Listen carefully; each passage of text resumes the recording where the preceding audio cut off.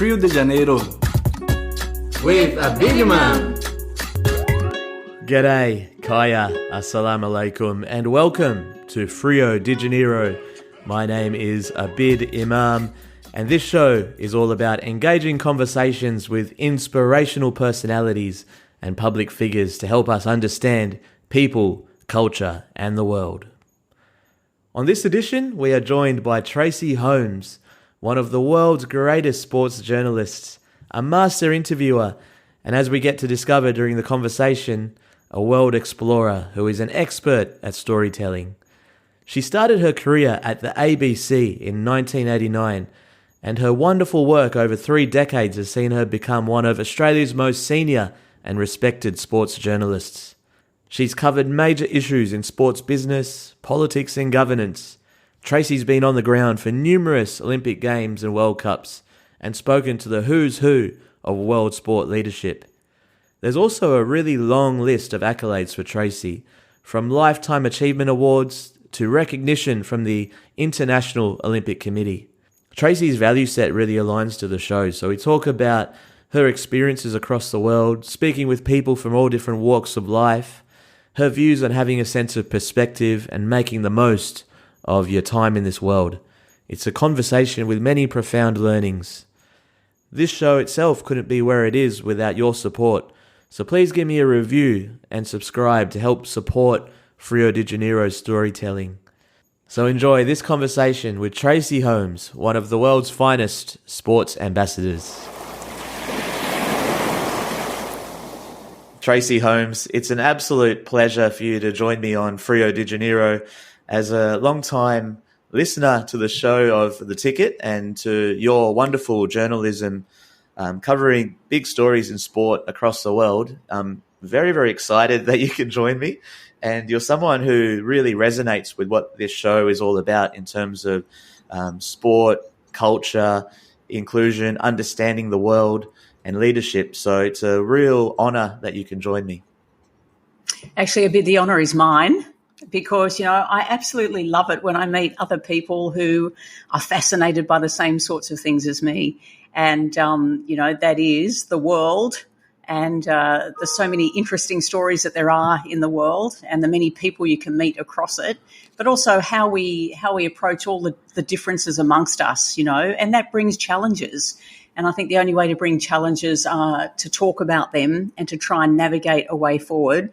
And so the conversations you have are, very much along those lines as well. So thank you. Pleasure. And speaking about the world, Tracy, I know that early on in your life you had many formative experiences being able to live in different countries. I'd love to get started into how that has shaped you and those experiences growing up in different nations. Yeah, I was pretty lucky because I was born in Manly on the northern beaches of Sydney, and my mum and dad were surfers, and it was the hippie era. My dad made boards. My mum and dad both competed. They worked in surf factories. They worked at opposing surf factories, actually, one where my dad made the boards and my mum looked after customers who were buying boards or buying board shorts or whatever the clothing range was at the time. And I was a little baby that used to be in a bassinet under the counter, and most people didn't even know that I was there. So I think I heard all these voices and stories, that they were part of my sort of very, very early days. And then when I was about 2.5, Mum and Dad heard that the surf was really good in South Africa. So we hopped on a boat, and it took about, 14, 16 days to sail to South Africa. And, of course, when we got there, there were many fantastic things, but also many tragic things because it was the era of apartheid, which was not pleasant. But given that Mum and Dad were explorers and adventurers and surfers, we had a combi van. We hopped in that with all the boards and, some clothes and blankets, and we'd sleep in it, drive in it, eat in it, and travel through some areas of South Africa that many people didn't experience, many of the locals, because it was so separate between black and white. So I got to see firsthand at a very young, formative age what this sort of racism thing can do, and it was pretty awful. And I just remember thinking the whole time, But these people are exactly the same. And people have often said that to me when later in life, when they say, oh, I'm looking for so-and-so. Do you know who he or she is? And I'll go, oh, yeah, they're down there. They've got a black shirt, blue tie, or wearing a green dress or whatever. And afterwards they'll come and see me and they go, oh, why didn't you just say they were Chinese or they were black? And it's like, probably because I didn't really notice. Because I just think people are people and I don't kind of see them in the same I don't like labels very much, So when I meet people, I like to see them as a person, and probably some of those other things that people make immediate judgments on, I'm not really looking at.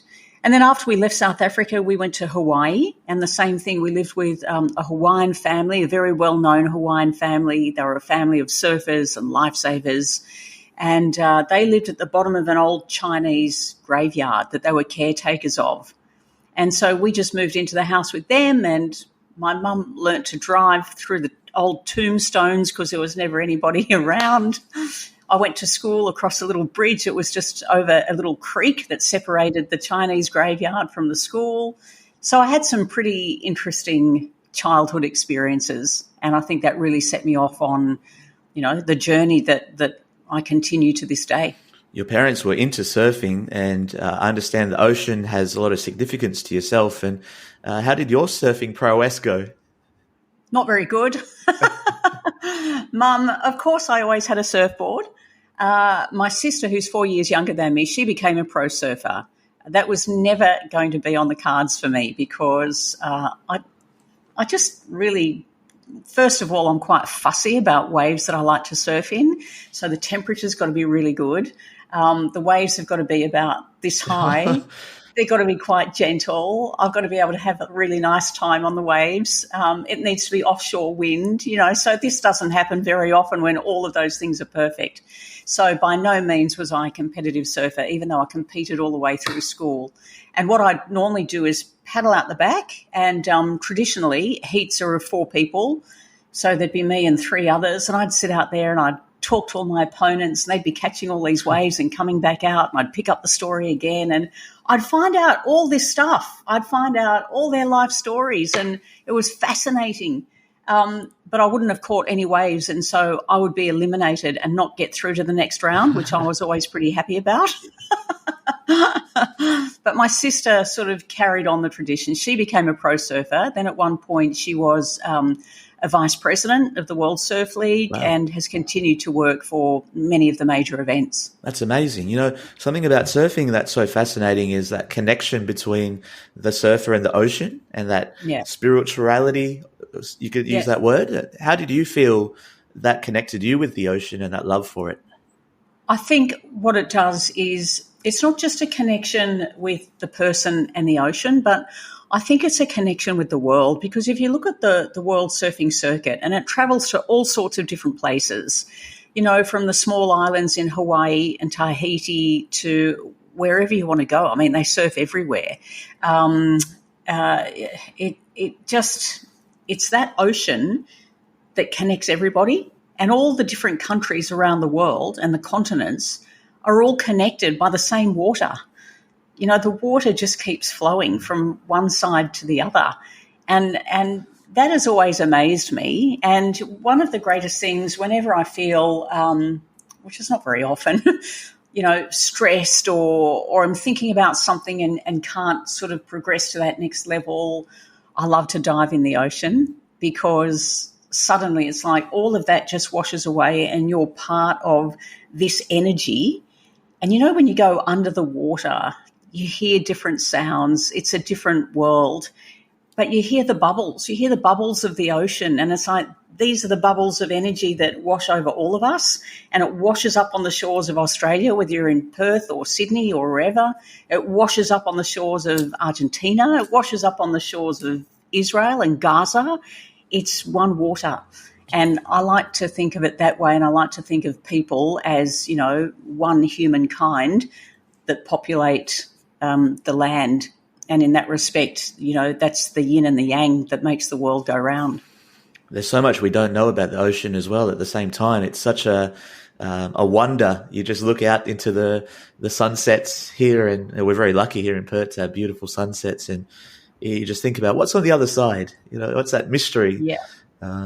Well, I think about that with the early explorers, how courageous they were when they used to think that the earth was flat. But they'd hop in a boat and they'd go, okay, I want to find out what happens when you fall over the edge, or if it just keeps going and we can't see what's on the other edge. Those early explorers were amazing. And I think it's a real shame that at school we hardly ever learn about other explorers. We learn about our own and maybe, one or two others. But I know when we moved to China as a family and I started to learn about Zheng He, I heard this story about their great Admiral Zheng He, who travelled through many parts of the world, and everywhere he went and encountered a different religion, he would convert to that religion to learn more about it, and then he'd bring things back to China with all the stories about these other places. And there are rumours that he also, or more than rumours actually, that he came to the top of Australia because he charted Northern Australia and some of the eastern seaboard, and there are maps in the National Museum in Taiwan. But, I remember learning about him in China and thinking, gee, so many people would love to know these stories. And then when we moved to the Middle East, and we were living in Dubai at one point, and there was a mall just out of Dubai called Ibn Battuta Mall. And the first time I went there, I thought, Ibn Battuta, what's Ibn Battuta mean? So went in and learnt that Ibn Battuta was their great explorer. And inside Ibn Battuta Mall was this great replica ship. And I thought, oh, maybe it was Ibn Battuta's. And I walked over and it was a replica of Zheng He's boat, the Chinese explorer. And I thought, wow, I love that. I love learning those things and, suddenly discovering that there are all these different links through time and through many hundreds of years that actually keep joining people. It's like life is like a journey of dots. It's like traditional First Nations artwork, dot paintings. It's the dots that create the big picture. It's the dots that join one thing to the other. And, that's why I love life. And part of the dots and explaining the dots and telling the truth of the dots was journalism. And I really am fascinated with how you fell into it. Some say, or you've actually said before, that it sort of came to you by accident. Yeah, it was an accident. I didn't know what I was going to do. I had, I suppose, like many kids, I'll be, an astronomer. Actually, I want to be an astronaut. What else could I be? I thought of all sorts of things. I thought maybe I'd go and work for ASIO. That would be a good way of, travelling the world and learning about other people. And, in the end, I was just dreaming. But my mum rang up one day and said, it was not long after I'd finished my HSC, and she rang me up. It was about 11 o'clock in the day, and she goes, were you still asleep? I said, yeah, I was. And she said, okay, right. When I get home from work, you're either to have moved out, found a job, or enrolled in a course. Now, just to point it out, I had worked all the way through school, right, on surfing contests and in surfing shops and doing different things. So I wasn't immune to work. I was just being a little bit slow in deciding what I was going to do next. So I rang up a friend of mine and asked if she had a spare room. Could I move in? Didn't know how I was going to pay rent, but would cross that bridge when I got to it. She said yes. I rang up Sydney TAFE and saw they had a sort of PR, sort of communications type course, so I enrolled in that. Rang up the place where I'd been working through my school holidays, asked if they had anything more permanent. They said yes. So I did all three things at once. Mum got home and I was gone.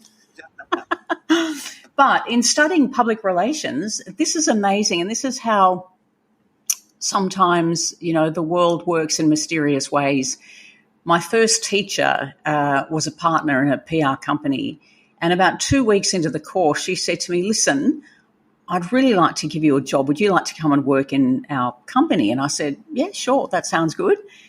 The week I started there, this company got contacted by the World Professional Surfing Circuit at the time, and they said, we were wondering if your company would like to do all of our media work when we come to Australia for the 3 or 4 different events that we have in Australia each year. And so everyone looked at each other and went, this is unbelievable. Like, Tracy starts the same week they come to us and she knows everything about surfing. So, yes, let's go. And so one thing led to another.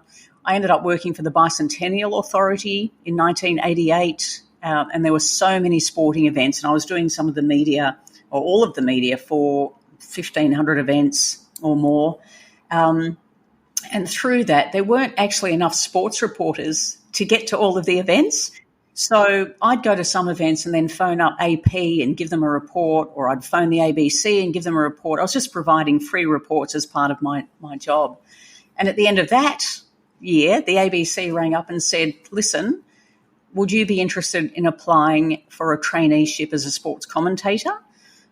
We need women. Women never apply, hardly ever apply, and we think you might have what it takes. So I applied and I got the job, and here I am. What a story. I love those sliding doors moments, that. How did that surfing competition have that relationship with that PR company? How did that happen? And if that didn't happen, what would have happened, Exactly. And it's really fascinating. Often people say, regrets. People always ask old people, do you have any regrets? And I'm one of those that always believes no, because you made a choice and these are the results of the choice. You can't go back in time. And it always is interesting thinking, okay, well, if that didn't happen, which door would I have gone through? But in the end, you can't go back and relive it. And I'm pretty happy with how it's worked out so far. And in life and in business, we all need mentors and people who might not have that role as a mentor, but you look back and think, oh, yeah, they were that really important part in my career. And one of the names I hear is Peter Longman, and wanted to dig into what he meant and how he supported you. Well, if you ask Peter Longman, you'd probably get a different answer to the one I'll give you. But for me, he was the New South Wales sports editor when I started at the ABC as a trainee. And so he effectively was overseeing a team of men. And then I came in. Debbie Spillane had been there for a short time a little bit earlier, but there really hadn't been very many women for very long, and it's challenging. It is hard, and so they tended to move on, the very early ones, and so he made it quite comfortable for me. It was obvious that they didn't know how I was going to fit into the team, exactly what that looked like, how much guidance and support I would need. And I think I'm one of those people that I like to learn by watching and listening and reading, probably not so good on just sitting there taking instruction. And Peter would agree with that, because a couple of years ago I said, Longy, thinking back to the time when we worked together for so long, he ended up becoming the executive producer of Grandstand, and I took over as the first female anchor of that program. And he ended up becoming head of sport, like he just kept getting promoted. And I was there sort of through all of it. But years later, after he'd left the ABC, and I said to him, I keep getting asked, am I a good team player? And I am, aren't I, Longy? And he said, yeah, Holmesy, you're a great team player as long as the team does whatever you want. And I thought, is it really like that? Maybe it is. But I think, he trusted me. So he gave me that freedom to be able to go and pursue things as I wanted to pursue them, which wasn't the same way it had always been done.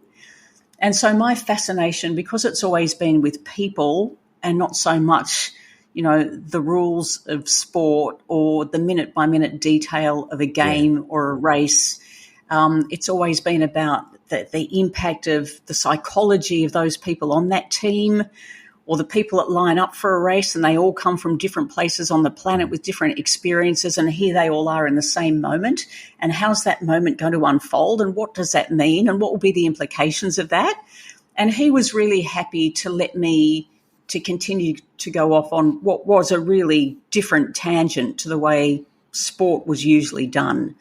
And I think we both benefited from that, and I truly thank him for the support he gave, the freedom he gave, the guidance he gave when I asked, and probably he had my back, in certain circumstances when I probably should have been in more trouble than I was, and he stood up for me. Looking at your superpower at being able to connect with people, ask questions, I love your interviewing skills, and I think you're one of the best in the world, and you've been able to speak to so many different leaders and athletes and cover that important area, that grey area, as you call it, that you need the right questions, you need the right environment to bring that out. What's your approach to the art of interviewing, how you prepare before you go into an interview? I do think a lot, if I've got the benefit of time, which I think is so helpful, I do tend to think a lot about it. And I think about, it depends what I'm trying to get out of an interview. So if it's about a person and it's their life, I like to read as much as possible about their life, but what other people or some of their sporting colleagues or family members or workmates have had to say about them to get other perspectives, to build a fuller picture. But then I also like to think about, well, what about people who appear to be quite similar, but maybe in a different sport, or maybe that play the same sport but have different personalities? So, if I'm going to do something with, let's just pick a random name, Roger Federer, I'd like to think about, how does Rafa Nadal really see him? And how does Djokovic really see him? And how do players coming through today view the role he's played? And how did people, his early coaches, see him as a kid? And then you sort of build this bigger picture. And so hopefully try and tap into some of the areas that you haven't heard about before. But also I like to take people out of that comfort zone. And in some ways I think it's worse than a comfort zone, because people get interviewed about the same thing over and over and over. And tennis players are a really good example. If you've sat through a couple of, media interviews at the end of tennis matches for 3 or 4 years at the Australian Open, it's like, are you serious? This person gets asked that question every time they finish a match in 52 different countries in a year on year. Like, can we make it more interesting than that? Yeah. And so that's what I like to try and do, and relate something, about what's happening in their country, or, things that are happening, in elsewhere, to try and give them some room to breathe.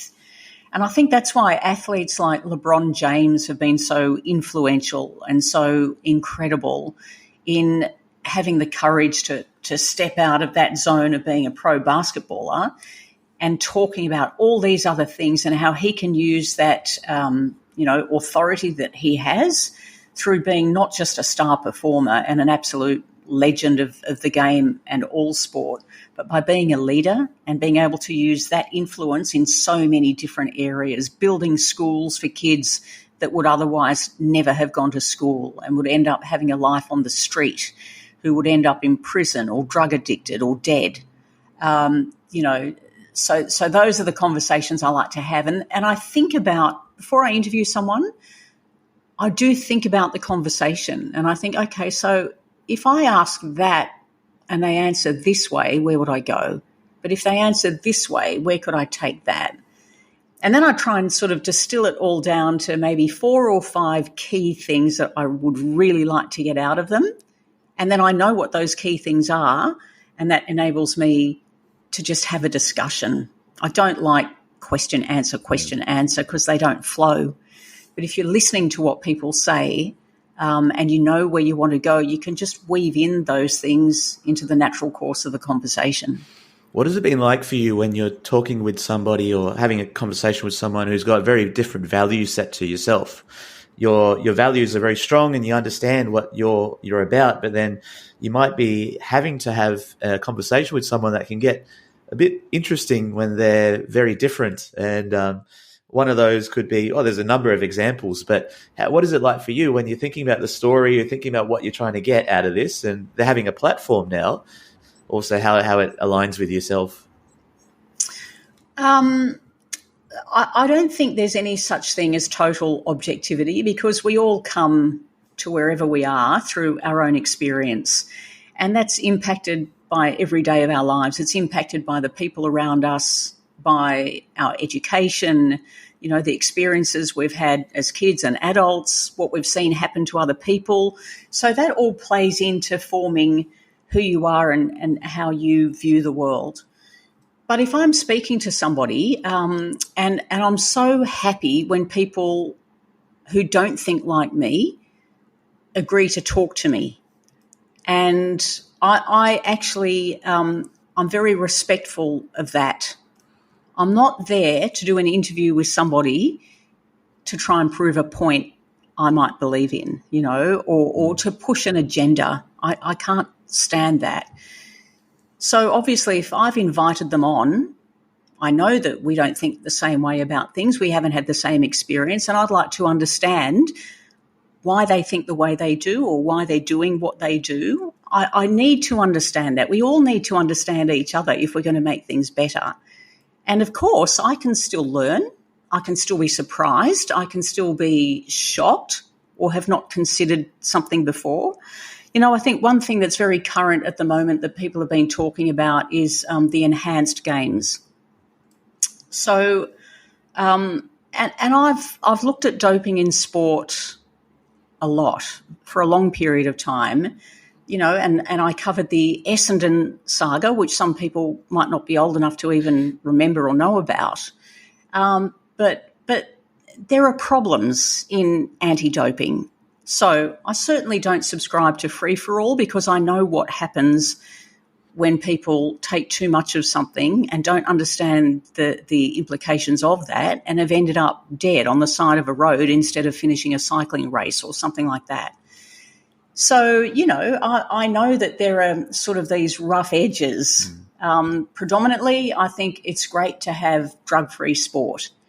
But I've also thought in my own mind that there are certain things that would help athletes recover from injuries. And if we look at athletes as employees or workers in a particular craft, every time they can't compete, they're losing money, and this is their job. And I know in my job, if I can't do something, if I lose my voice, I can't talk, I can't do my job.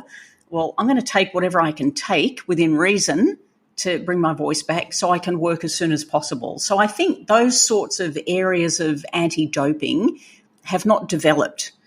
And so while I don't necessarily agree with an all-in, and this is something that the enhanced games are talking about much more so than the regime we have at the moment, I was fascinated to sort of sit and think about that and hear it in a way where I'm not in my little Olympic sports bubble, but I'm standing outside that, and I can see that there's a multi-billion-dollar industry investing in supplements, new medications to treat mental illness, to treat all sorts of, physical ailments, or even just to keep people younger longer. And I don't necessarily subscribe to that either, but it's an industry. I can't pretend it's not there. And particularly in the USA, it's massive. So it's sort of like they exist here, and the world of sport under the WADA code and anti-doping exists here. Like, those two bubbles exist. One can't deny the other. So there's no point just trying to tear each other down. What we need to do is understand, okay, where are you coming from? That's what you're looking at, which is not our business anyway. And we're looking at this, which is not your business anyway. But in the middle, there's an overlap. And maybe this is where we can help each other. And so that's why I always think discussions with people who think differently or come from a different sort of system are really important, because you can always learn something, even if in the end it's just to learn that maybe you don't agree at all. But you've learned that by having a respectful discussion and at least allowing, them to put their position. Thank you. And this is one of the benefits of good journalism. And the more I read into what life is like for a journalist, even around the world, I'm quite shocked by reports like the World Press Freedom reports that come out every year about just how difficult it is to be a journalist. And we're not talking about just sport now, but some of those forces and dynamics in those industries around telling the truth or telling your truth are really harsh. And I'm just wanting to know your thoughts on, yes, there's sometimes those external factors for a journalist to deal with around government pressure, but then also what it's like when inside your own industry, the ability to tell the truth is quite difficult because of, let's say, agendas or biases. How have you reflected on that as from being a journalist? This is another thing I always like to think about, and that is perspective. And I know that, any situation I've been in, it might be hard at a particular time, but when you line it up against the experiences of some other people, so even my husband, who was a war correspondent for CNN for a long time, nothing that has ever happened to me is going to come close to that. And then he would say nothing that he experienced is ever going to come close to those who are not just reporting from places that are really fraught, but they actually live there and they're part of that system. Like, that's incredibly difficult. I mean, imagine trying to be a female journalist in Afghanistan when the Taliban rolls back into town. So by no means would I ever want to think that anything I've been through comes anywhere close to the pressures and dilemmas that so many journalists face, journalists who've lost their lives for doing their job. But having said that, yes, there are pressures, and even in places where we say we're free, we live in a free world, we have free press, even we come under pressures. And you look at the moment with what's happening in Israel and Gaza, and there are definitely pressures being applied to report that story in a particular way. And I think, I think it's terrible because you can't really, you can't get a full picture unless you're hearing the full picture. And that also goes to something that is really challenging, because when we talk about truth can be very different from one side to the other. I've got a very close and dear family friend. He's like a brother. And when we lived in South Africa, we became very close with this family. They were, white, Jewish, South African family. And, of course, we've stayed in touch since we were little kids. And, now we're sort of getting to that other end of life where we're watching kids growing up and their kids grow up. So he went back to Israel recently after the tragedy of October 7, and it was horrendous. Any terror attack on any people is horrendous and can't be justified by any means. But his whole reference was that attack. And yet, if you stand back and you look, and again, you take away labels, take away Jewish, take away Israel, take away Muslim, take away Gaza, take away Palestine, you look at people, you look at what's happening to people. What happened on October 7 was horrific. What is happening every day since is horrific, and it continues, but we can't talk about it in the same way because there are pressures applied. And I think that is one of the most difficult things for journalists. I understand the pressures that Israelis feel and Jewish people feel about being persecuted through history. It's a terrible thing. Equally, it's a terrible thing for those that suffer Islamophobia every day of their lives. Both those things can exist. So both of those things are true. And it's when we're forced to pick one truth over another truth that we end up in trouble. And so one of the hardest things is to sort of always step outside that bubble, any bubble, even the planet. I like to go on this little, it sounds bizarre, but I like to kind of hop in a little imaginary spaceship and head out to space and just look back on planet Earth. Like, here we are. We are all on here. So what are we carrying on about? Why are we attacking each other for these things when from that perspective, we're so insignificant. And from that perspective, if we don't support each other and try and understand each other, we're just going to keep killing each other. And what's the point of that? So it's hard. It's not easy. It's tragic on so many fronts, but truth has so many shades to it. And I think it's really important to try and understand each of those shades in the best way we can. Did it feel like another planet when you moved to China? This is a really funny story because we first moved to Hong Kong, and I loved living in Hong Kong. It was just great. When we first arrived, we had an apartment that CNN had found us, which was quite close to the CNN office because my husband was working long hours.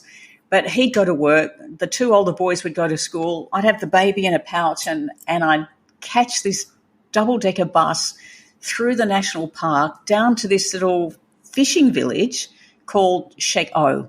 And so it's like a little hamlet at the bottom of the national park. And I just loved that place. It was just beautiful. And, people would walk around on the beach. The locals all had bare feet. It was little rickety alleyways and, construction that was completely illegal. It was a real village. Anyway, so on the weekends, I'd say to my husband, let's go to Shek O, because I ended up spending half my time there before I started working. And anyway, he said, we should move to Shek O. And I said, yeah, that'd be great. So he said, okay, well, you do some work through the week and, find a real estate, whatever, and we'll come down on the weekend and have a look at a few places. So I said, okay, great. So the story of Shek O is you come down this windy road. It's only one lane and you come into the little village and basically you hit the village as a roundabout. You can turn left and go up onto the headland where there are some houses. You can go around the roundabout this way to the car park of the beach. And then you have to turn around and you go back out the other way, the way you just came in. That's it. That's all there is. So anyway, we go down there on the weekend and we get to the roundabout and we hop out of the bus. And my husband says, so are we meeting some real estate agents or what? And I said, no, because it's a fishing village, like there's no real estate agents or anything. And he goes, well, how are we going to find a house? And I said, I just thought if we stood on the roundabout, someone would help us. And he said, oh, my God, I married this airhead. How did I do that? Anyway, so we're sort of having this argument on the roundabout with three kids. And this Chinese guy comes along and he goes, Stan. And Stan says, mate, what are you doing here? And he said, I live here. And as it turns out, he was one of the photographers and the cameramen at CNN. And he said, I live here. What are you doing here? And he said, oh, my wife's got this pea-brained idea that if we stand on the roundabout, someone's going to rent us a house. And he said, well, you won't believe it, but my cousin actually looks after most of the houses here because there's nothing official. I know there's about 8 to rent at the moment. Come on, I'll show them all to you. And like within half an hour, we had a house. Oh, that's unbelievable. But let me just keep going on that. We went from Hong Kong to Beijing when Stan got transferred up there. And completely different. We caught the train on Christmas Eve. And we told the three boys who were still quite young, we're on the Polar Express, right? So when we get to Beijing, we're going to be traveling through all these different sort of climates. And when we get there, it's going to be not like this, not like the tropics. It's going to be freezing cold and snowing. But Santa will find you on the train. So don't worry about it. There'll be presents, right? So we hung up their stockings when they fell asleep in their little sleepers and put the presents in. And then we got to Beijing and it was incredible. And so different to Hong Kong, just huge and so many people and so much happening. And I remember saying to my husband, we'd come back for a holiday and fly back to Beijing. And I said to him on one occasion, I know it's weird, but every time I hop off the plane and I smell China, I feel like I'm at home. Like another weird thing, right? And then years later, a cousin of mine who had married a Singaporean Chinese doctor, got in touch with me and said, guess what? You won't believe this. Grandma's grandfather was pure Chinese from Fujian province, and I've got all the documentations and all the records and the family tree. It's like, oh, my God, I can't believe it.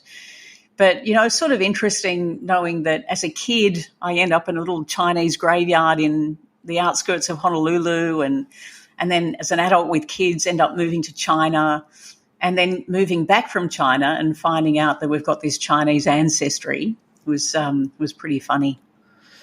Have you explored the languages of China? Have you dabbled a little bit? Oh, a little bit. So when we first moved to Beijing, I went to the Beijing Language and Culture University, and I did, a sort of introductory course to Mandarin, Putonghua, and learnt how to speak and read a few characters. By no means was I top of the class, but it kind of helped. And I think Mandarin is such a beautiful language. And it's probably one of those things that if I ever stop work, and my family doubts that, but if I ever did, I'd really like to, pick it up and actually learn how to speak it much more proficiently. Are you one to use some of those apps, or have you found any good ways to accelerate your language I'm always development? too busy talking to people. This is my problem. When I went to the FIFA World Cup in Qatar 2022, and so this is so funny. I mean, life is so weird. We arrive, and I was with a couple of other colleagues who hadn't been there before. I'm not sure they were even terribly happy to have been on the team. Anyway, I was really happy to go there because I'd been in Qatar. I'd seen it shift, from what it was to what it had become and where it saw itself going. And so I was really happy to be back there to kind of keep monitoring this. We're at the airport and we come out with all our bags, and we go over to the little booth where you can buy, chips for your phone, SIM cards for your phone. And we're trying to negotiate 5 or 6 SIM cards. We needed a lot of memory. We needed, the best deal we could get. Anyway, while we're standing there, this guy comes over who'd been on the same plane, who was a local, who said, "Tracy, I spent some time in Australia, know who you are, love your work. Let me deal with this. I'll get it sorted. What do you need?" And my colleagues were like, "Oh, my God. And is it okay if he does this?" It's like, yeah, of course it's okay. He lives here. He understands it. Anyway, he did it. And then he said, "I'm going to pay because you're guests in my country." We were like, "No way. We work for the ABC. We can't have anyone pay. We've got to pay ourselves." No, please. So he said, "Okay, well, you can pay, but I'm giving you these gifts." And he had all these Tim Tams and things that he brought from Australia. And my colleagues were just blown away. And we hadn't even left the airport yet. And then all of these sorts of things were happening. But one of the younger ones of the team, she said to me about 3 or 4 days in, "Oh, my God, you've filed about 10 stories. Where do you keep getting these stories from?" And I said, "Well, it's not like I go searching for stories. I just talk to people, and suddenly they've told me something. It's like, wow, that's a great story." So in that respect, finding stories and doing journalism in that sense is incredibly easy. I love to know what it's like with that rhythm of a major tournament, and it's good that you mentioned the FIFA World Cup in Qatar 2022. It's one of a multitude of major events that you've done yourself. And in Qatar, I noticed a lot of the content was fantastic. You were outside stadiums and talking to people as they were leaving and getting those emotions from people, some wonderful moments there. But yeah, what's it like behind the lens and that daily rhythm and the intensity of it all? It's fantastic.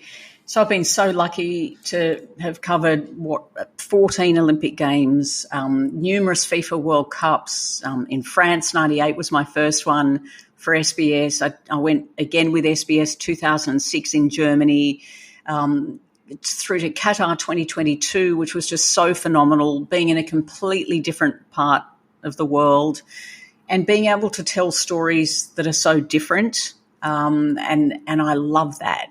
And I got so much feedback from people who saw my stories from Qatar. And I think it might be because they were different to so many of the other stories that they'd been beaten over the head with for 12 years, all about human rights. And I'm certainly not discounting that human rights can be better everywhere, including in our own country. but significant changes were made to the human rights situation in Qatar that still hasn't happened in many of its neighbours, who this country continues to do business with, but it's not a problem. And this is one of it's the good and bad. It's sort of like the Achilles heel of sport, that sport enables people to really have a global attention and bring a lot of focus to something, but then it's like sport is to blame. And people can't sort of separate those two things. So I think, of course, there's more that sports themselves can do, but there's also a limit to what sport can do. When you're talking about civilizations changing, I mean, that is huge. And that requires a delicate balancing act so that stuff is not just thrown out and into mayhem. These are some of the big challenges of our time. And sport can definitely play a role. So without the FIFA World Cup, nobody would have looked at the human rights of foreign workers. Yeah. But the thing that sort of gets me is that a lot of those foreign workers emerged from a place which was far worse, and we didn't see any coverage of that they had come to Qatar because Qatar was better. Now, it was by no means optimal, and it still isn't.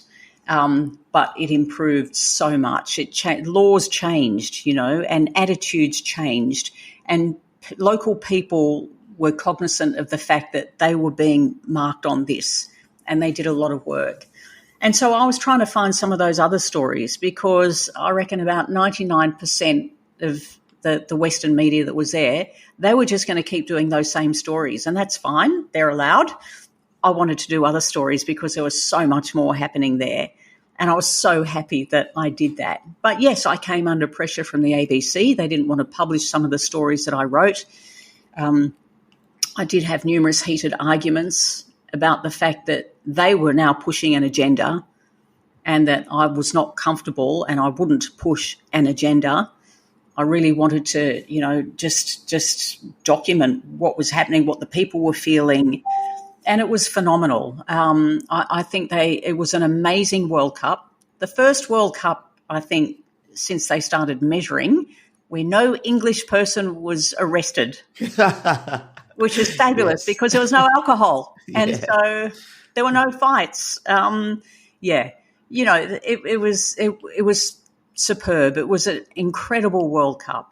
And I remember thinking, I would, if I was FIFA, I'd probably be thinking, oh, my God, we'll just come back here, every 4 years because the venues are beautiful and you got the transport system working and there were no backlogs and, it was incredible. We could almost talk about each World Cup because they all have their own different signature and trademark and beautiful moments as well. Of course, 2023 last year was amazing with us being able to host a FIFA World Cup, and that was a bucket list moment personally to be able to work at. How did that feel for you and your involvement? Because you've been a big supporter of football and so many different threads of that tournament. Yeah, I remember when the first FIFA Women's World Cup was held and Australia hadn't qualified. It was 91 in China. But Heather Reid, who has done so much for women's football over the years, she was the chief executive of the Australian Women's Football Federation at the time. She went up to Beijing and I organised to be able to do reports with her. She'd phone into Grandstand and we'd chat about, this FIFA Women's World Cup, it's finally happening. And so to see it go from that to where we were in 2023, what significant changes. And again, it's still not there, but it's so much further in a relatively short time. And things could have been done better. FIFA probably could have been more committed earlier. But I'll tell you what an amazing World Cup for so many different reasons. And credit to New Zealand as well as being remarkable co-hosts. But you know what it was like. And I've been writing a speech, which I'm giving on International Women's Day, about what it actually meant and why it seemed so significant. And I don't think we've actually dug deep enough yet to understand the full implications and the reasons why. But, this team that we're lucky enough to have, that we're seeing go through this era now, the Matildas, have done something. They've united the country, not in a way that is just a sort of fly-by-night thing. And I think what this team represents and what we saw right throughout the Women's World Cup was this level of support for good sporting teams that were all populated by women who've been through these struggles, who've sort of emerged on the other side, and it's fully professional now, but from all these different cultures as well. And so to see sell-out stadiums for games that didn't even involve Australia is phenomenal, and also says so much about what this country can draw on, because we've got people from everywhere. And we saw that, and people were celebrating with each other, Asians celebrating with South Americans because their team had done well, whatever. It was just all these different groups, but also the number of, and it's probably because I've been around for so long. And when I first started at the ABC, pretty much the entire audience was made up of men. And so a lot of these men now who are sort of older, who stopped me when they saw me at World Cup events and were saying, wow, like I didn't think I had any interest in women's sport, but this is amazing. The Matildas are great. Women's football is exceptional. I love being here. I love the atmosphere. It feels different to men's football. And so it's not just that all the young girls were happy. It was young girls, young boys, old boys, mothers, fathers, everybody. And it was a really galvanising moment that I hope continues to grow, and I hope we continue to understand more about what it is and why it means so much. And I think it's just that we can all identify a little bit with that struggle, that sport, that moment. What's so interesting about football as well, you cover all sports incredibly. Football, because it's so global, I wonder if that has also been a real point that allows you to explore people in the world. Totally. And I feel, and with Australia, it's still a sport where we have so much potential, where we can really show ourselves on the world stage. How has football been a real focus for you in amongst all the sports you cover? Well, I've got to say, I always like to preface all of these sorts of answers with the fact that I'm a football outsider, okay? I'm not an insider, because there are so many football insiders. But the thing that really gets me is that you've got that insider arguing with that insider who are both arguing with that insider. It's like, can you just stop doing that? Because you all love football. And sometimes, and I get it, it's the passions, it's the history, it's the politics, all of those things, right? And everybody's struggling to get their part. So I do get it. But you're right, football is the global language. Football is the one thing where, again, I just go back to Qatar or the streets here, Brisbane, Melbourne, any city you went to during the FIFA Women's World Cup, it unites people. And so for the sport to actually reach its full potential here in this country, it's got to unite. It's got to go forward together, and these sort of petty politics have to be sort of put to a side for however they can manage to do that. But also don't discount this, that there's a whole lot of other sports in this country that don't want to see football really reach its full potential, and they'll be agitating from the side, creating problems or fanning those flames or making bigger headlines than are necessary in order to protect their product. And so I think, football people need to be aware of that as well, that sometimes people who are kind of instigating these arguments, that they want you to fight because they don't want you to succeed or to overtake the position that they have. And I love rugby league, I love rugby union, I love AFL, maybe not so much, but, I love all of them because people play sport for the same reasons. Yeah. and you get the same benefits whichever code you're playing, whichever sport you're playing. And those sports are great, but they will never, ever come anywhere close to football because people all around the world have been playing it, kicking round things along the ground forever, and that is never going to change.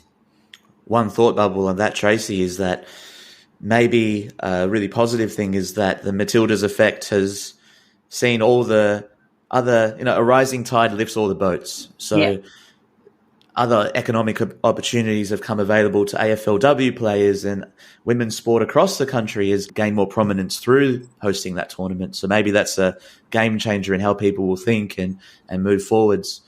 I wanted to know that, given the power, how would you change sport?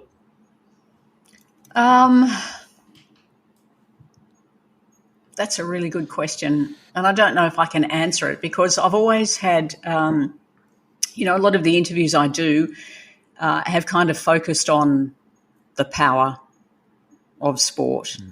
And I think the power that sport holds within itself is different to the power of those who are in charge and what they do with it.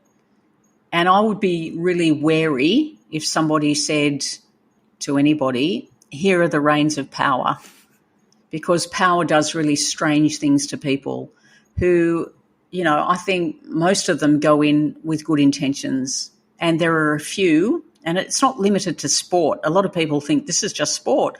No, this is everything. This is any corporation. This is any government. This is any enterprise.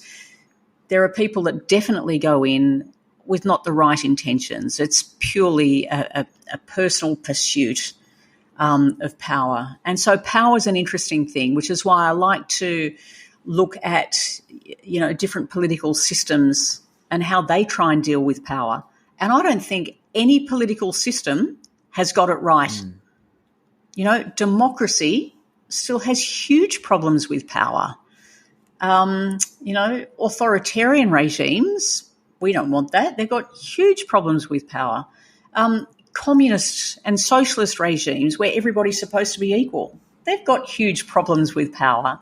So I don't think anybody anywhere has actually mastered the true art of power for the benefit of all. I would argue, perhaps, that sport comes closest, and that is the way sport is played and the way that sport is accessible to all. That is the power, that it can touch every human being.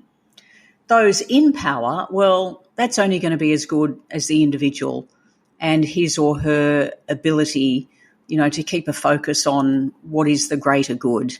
And we've seen that the more power people have, the less ability they seem to have to think about the greater good. So if someone said to me, I'm going to hand you, Tracy, all the power to make sport as good as it could be, I'd hand it back, because I haven't seen anyone able to do that, and I would be stupid to assume that I would be any different.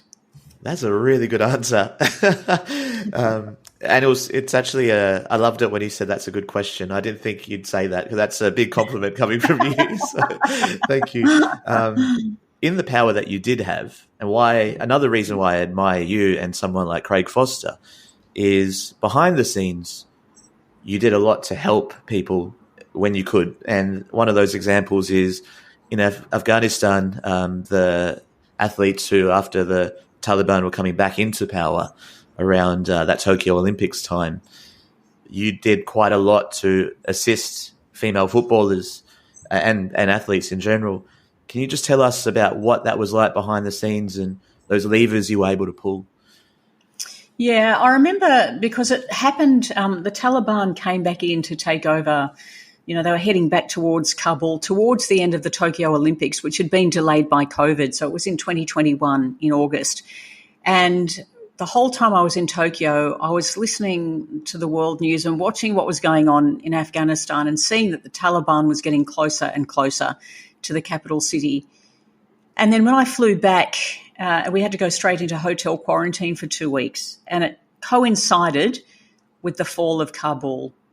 And I knew straight away that when that happened, I was going to phone Khalida Popal, who had been an Afghanistan footballer previously and had got out again, because of all sorts of challenges and abuse and the horrible situation that the female athletes there faced. So I rang Khalida and spoke to her and said, listen, what are the women in Afghanistan going through now? I think she was in Norway or, one of the Nordic countries. And she did this interview, and you could hear the pain and the fear and the fight in her voice. It was a really powerful interview. So I sent it straight through to the ABC to be used wherever it could be used. And then I got in touch with other women who were in Afghanistan who I was marginally aware of because I'd done some interviews with them previously. Anyway, every single interview I did, it was tragic. And also at the same time, the Olympics had finished, and just a couple of weeks away, the Paralympics were about to begin. And I knew there were 2 athletes from Afghanistan who were due to compete in the Paralympics. Their chef de mission, the manager of their team, was based in London. And I rang him and I did an interview with him. And I said, what's happening with your 2 athletes? He said, nothing. They're trapped. They're stuck. It's terrible. I said, well, who's helping? Like, what's the International Paralympic Federation doing? He said, nothing they can do. I said, no, I don't accept that. So I rang the International Paralympic Committee. I said, what are you doing? And I did an interview with them. And, I just kept doing all these interviews and put a whole lot of programs together with the interviews backed up. And then the people inside Afghanistan started sharing my number. And so I started getting calls and messages all through the night. And a friend of mine who was an Olympic swimmer for Canada, who lives in Australia, is a human rights lawyer. She rang me because she heard some of the interviews and said, okay, I'm on this. What can we do? Give me any numbers you can give me. She teamed up with another person and another person in London, and basically they started working on filling out all the paperwork that was needed to get people here on humanitarian visas, on emergency flights out of Afghanistan, and the flights were slowing down. In a couple of days there were going to be no more flights. So in the end, I was really happy to be able to play an incredibly small part in getting the 2 Paralympians out and to the Paralympic Games. They both competed. It makes me so happy to think that they got there and I got to interview them while they were there. The football team, later the cricket team got out overland, also athletes. So the woman who carried the flag for Afghanistan at the Tokyo Olympic Games, she's now living in Australia and still competing. And a whole lot of other, family members and other people. But, oh, my gosh, you feel so insignificant. And even now, I still get calls and messages from people saying, help me get out. And it's incredibly hard because you don't want to say no to anybody, but it requires a whole machine to work, It requires, and like you say, people like Craig Foster, people like my friend Nikki Dryden, and her friends that came together, and teams of people, that became active, and sports bodies. The Australian Olympic Committee has done a lot. Cricket Australia has done a lot. We know that many of the Afghan footballers are living in Melbourne, and the football clubs there have done a lot. So it requires so many people to help out. And this is why you think this ridiculous fighting, like what do people do to each other? Why do they do it? For what point? Sometimes, anyway, that's a much bigger topic. Another big topic is that I think about when it comes to sports and the IOC and Olympic Games is, what is the purpose of a country? What does a country mean? The world can be so deeply unjust that your visa, where you can visit in the world is based on where you're born, what land you're born in. Which is an accident. Yeah. It's just an accident. You don't choose which country you're born in. And, passports, there's a great book. What was it called? Citizenship. And it was written by a Russian guy who's been completely kind of sidelined now and discredited for other things that he'd done. But the book that he wrote about citizenship just had so many great points because, yes, it was all about that, And even when we talk about things, people say to me, because I do, for all its faults, I love the Olympics. And people say, oh, yeah, but Baron Pierre de Coubertin, who founded the modern Olympic Games, he was a misogynist. It's like, yeah, hello, 1896, they all were. And this is the difficulty. And we're talking about back then, I don't know how many countries competed, maybe 20 in the beginning. Half the countries that compete today didn't exist 100 years ago. So, that just shifts all the time. And there's these imaginary kind of borders.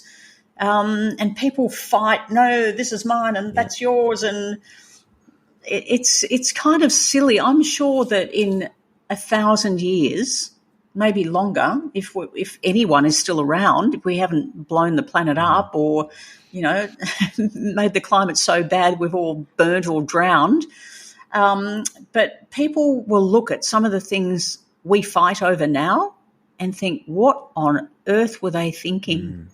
How small-minded were they?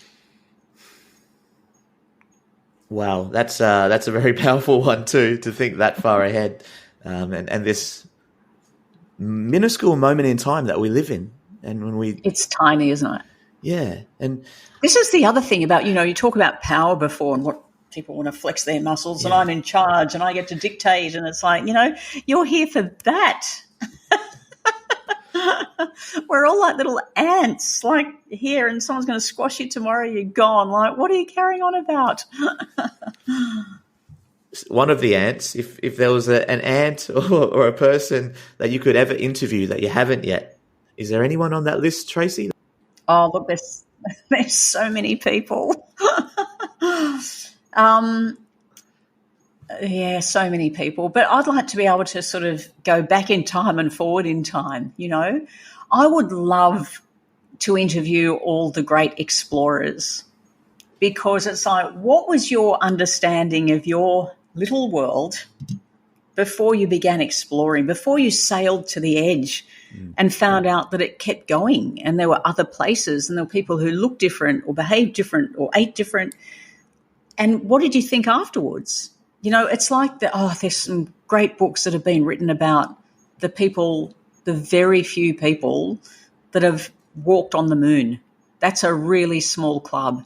But every single one of them, it's fascinating if you read their stories, because, they think about their world. They live on this earth as we do, and they had this idea. And then they gradually pull back into space and they see that, the earth doesn't have sunlight and nighttime. It's constantly shrouded in darkness. It's this little blue thing in the darkness.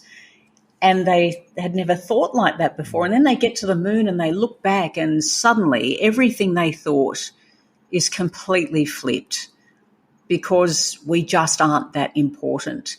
And when you eradicate that sense of self-importance, it changes everything. It changes the relationships that you have with people.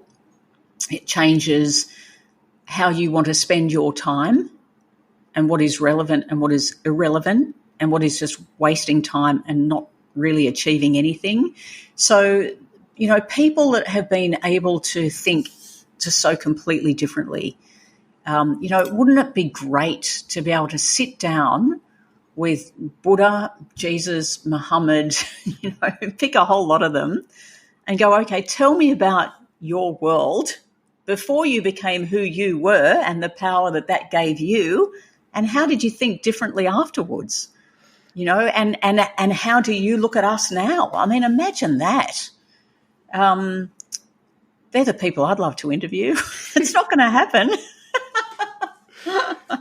One person you did interview was Shane Warne, and you asked him, are there people or moments over your journey, all the places you've been to, people you met in your life that really stand out as moments that helped you see the world differently? Yes. Did I ask Shane Warne that? Yes, you did. You asked him in an interview pretty recently, and it was re-aired after he passed away, unfortunately. Yeah. And it was that was one of question. the ones from the Chapel Foundation dinner where they were raising money for youth homelessness. And that's when he said, good question, which is always a good sign. Well, I got on very well with Shane, and a lot of people are surprised by that. because, you know, he had this reputation, not even a reputation. I mean, he had a lot of, you know, he enjoyed his life. But I got on very well with Shane, and I always had great chats with Shane. Any interview that I had, and I used to ring him infrequently, but when I lived in Dubai, I remember working at the radio station then, ringing him to do an interview, and he did it. He always said yes, and he was always very giving of his time. And what I liked about Shane is that, you know, here's this very Aussie bloke, almost someone who wasn't from the 70s but was trapped in that era, like had that kind of a, you know, white Aussie mentality. And he took himself all around the world, you know, and he got to meet different people and mix in different circles, but he never changed. So he was always true to himself, and I really admire that in people. And so he always, I think, made for really interesting discussions when you took him outside that sort of cricket space, which, again, he was so good at. And I loved his commentary on cricket because you got real insights. But, you know, life is much more than just a game. And, you know, so you do meet people who change you. You do meet people who make you think differently, both good and bad. One person... there's lots of people, but I remember interviewing Arthur Ashe, you know, who was the first black man to win Wimbledon. And again, you know, at the time, very white sport, very white era. Here he was having to wear all white and what he had to put up with throughout his career. And then he had an operation later on in life, and the blood transfusion he got during that operation had AIDS. The blood had AIDS. And so he was dying of AIDS that came through this transfusion, not through any other reason. And I remember asking him, when you don't have long to look forward, what do you look forward to? And he said, I'm looking forward to my daughter's next birthday because I might not get there, but I might, and I hope I do. And again, it was a real lesson in perspective. And, you know, that's the one thing I always try and come back to, and that is perspective, because we can pull back, we can hone in, we can look from that side and that side, and it's only then that you get a true picture of anything, you know, looking at it from as many sides as possible. And so I think perspective is one of my favourite words. Is there anything that helps you to always maintain that sense of perspective? Because you know what life is like. There's always distractions and things that suck you in. And yeah, what helps you to anchor that thought or way of thinking? So I think growing up, I always thought of myself at a very young age as a bit of a Buddhist. I'm not going to say a Buddhist, because people who truly, you know, dedicate their lives to being Buddhists, I'm not anywhere close. But that idea that you shrink yourself to nothing. So, you know, when you meditate, just go to emptiness and nothing, so that you're not there anymore. And so if you can see a world happening in front of you that you're not part of, then you can see it quite clearly, because you don't have any of those emotional ties, you know, you're not bound up in being part of the story. And so I always try and remove myself or any feelings I have from that story, because it's not my story, it's somebody else's story. And I just happen to be there at that time, and it's my job to document it or talk about it. And I don't always get that right, because, of course, I'm bringing my own interpretation to it. But yeah, I try and do that a lot. I try and remove myself, like I'm not there. Like, let's say as a physical being, I'm not here. There's just a mind, and my mind is comprehending what's happening in front of it, but I'm not any part of that. I think that helps, and I try and do that a lot. Through meditation? Yeah, I do meditation, but I remember a Buddhist monk who was a friend of ours in Hong Kong, and I remember him saying, you know, the art of meditation is not to go away for a month and sit in a dark cave and zone out. The art of meditation is to be able to find that mindset every minute of every day. So that even amongst everything that's happening in a day, all the traffic that's whizzing by, all the people that are making demands on your time, families, people who are sick, bills to pay, amongst all of that, you've got to find a space where you're in that little cave mentally. And that is when meditation actually benefits you most, when you know that you can just hop into that spot amongst all of the drama of every day. And that's true meditation. I haven't mastered that art yet, but I keep thinking about it. That's the start, isn't it? It is. Tracy, I'm mindful of your time, but something I also wanted to bring back was coming to Australia and Stan Grant, or Stan Holmes, as he's also known as in China. Your husband is also someone who's a wonderful, incredible Australian. And I reflect on reconciliation and how Australia can move forward after what's happened in 2023 with the no vote. What are your reflections on how Australia can truly come to terms with truth-telling and reconciliation? I don't know. I really don't know. And what I saw after the no vote, and it's impossible for anyone who is not Indigenous to be able to understand it fully, but I can only tell you what I saw and how I comprehend that. And so what I saw was, because it was so overwhelmingly no in every state, Indigenous people who thought they were being accepted as equals in this country suddenly started doubting themselves and everyone else again. Because, and I know this for a fact, like in the immediate aftermath of the vote, you'd walk down the street and, you know, normally walk down the street, smile at people, you don't smile at people, you know, just people passing. People would see my husband and look the other way. And so how's he meant to interpret that? Like, are they looking the other way because until yesterday we could walk along and smile and, you know, we share the same space.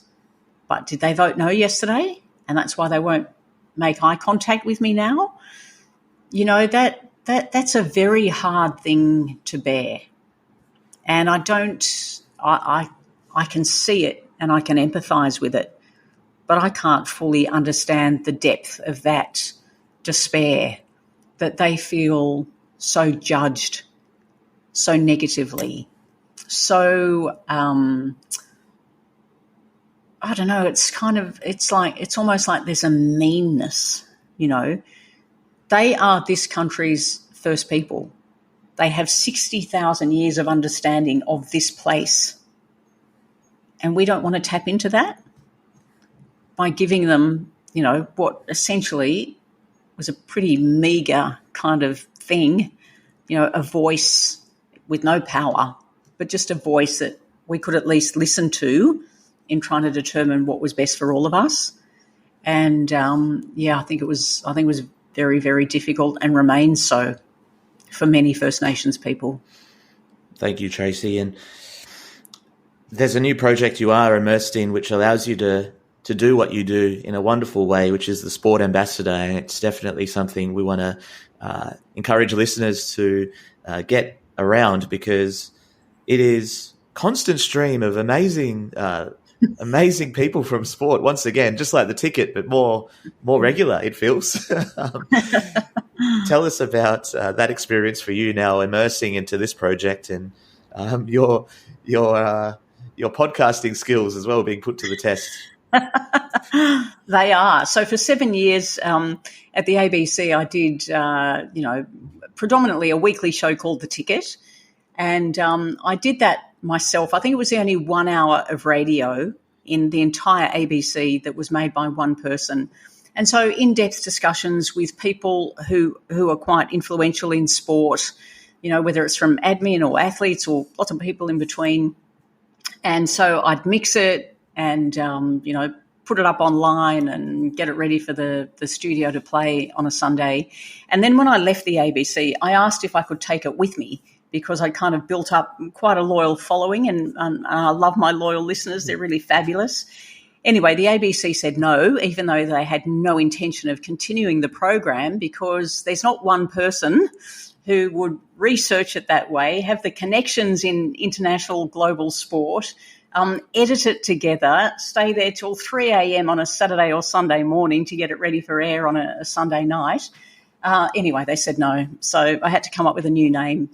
And so I've called it the Sports Ambassador because I think everyone that you speak to about sport in some way is a sports ambassador. Because if you're talking about it, whether you're an athlete or whether it's people like you and me that have an interest in it, or volunteers or coaches or presidents of governing bodies or organising committees, all of us in some way are ambassadors for sport. And so I thought, yep, that's good. And it also, I hope, elevates some of the conversations. So it's not about tearing down any institutions. I had a discussion with my youngest son today, actually, he's not a kid, he's 22, and he's a YouTuber. And he can teach me a thing or two, I can tell you. But I had a chat with him about, don't criticise something unless you're also prepared to try and come up with a solution, because criticising and tearing things apart is so easy. But what's your answer? And so I always hope that discussions that I have, even sometimes in the most tragic kind of detail, because some of the topics are not pleasant, many of them are, but you don't want to just tear at something because you don't like it, don't agree with it, don't whatever. What's your solution? And unless you're trying to contribute to finding those solutions or finding a better way, or coming up with a strategy that is going to benefit more people, then criticism for criticism's sake is pointless. And so I always hope that there's that forward momentum in the discussions that I'm lucky enough to have with people from all around the world. And I hope it helps us understand each other a bit more. And I hope it helps us lead to making sport even better than it already is. And I hope it also leads to understanding, an acceptance that we are different and we're allowed to be different. And just because we're different doesn't mean we have to fight with each other. That's a very good message for us to pull up the stumps for this episode, Tracy. It was really fantastic. And as a sports ambassador yourself, congratulations on being selected as an Olympic torchbearer for Paris 2024 as well. You excited for that? I've forgotten about that for a minute. What does that involve? So at what point in the torch relay will you be part of it, if you know yet? Well, I'm expecting them to change it because they told me I'm running on the day of the opening ceremony. Oh, wow. So, I won't be lighting the cauldron, I can promise you that. But if it's on the day of the opening, that's pretty special. So it'll be very close to, the centre of Paris somewhere. That's amazing. That's so good. Yeah, that's really fantastic. So, Tracy, thank you so much for your time, for your work over the years and in the future as well. I know when you won the Lifetime Media Award with the Australian Sports Commission, you said this is like not even halfway into the journey. So, yeah, that's fantastic. And there's so many great philosophies that I've even learnt a lot from this. So thank you so much, and wishing you all the best. Abid, thank you so much for your time, and I really appreciate what you do too. So keep doing it. You're carrying the torch as well. And there we have it. That was a lot of fun. Thank you so much for listening. As a community-cultivated, independent podcast, your support means the world, so we can keep these important conversations flowing, taking Walilup to the world and the world to Walilup. Until next time, keep smiling, keep scoring.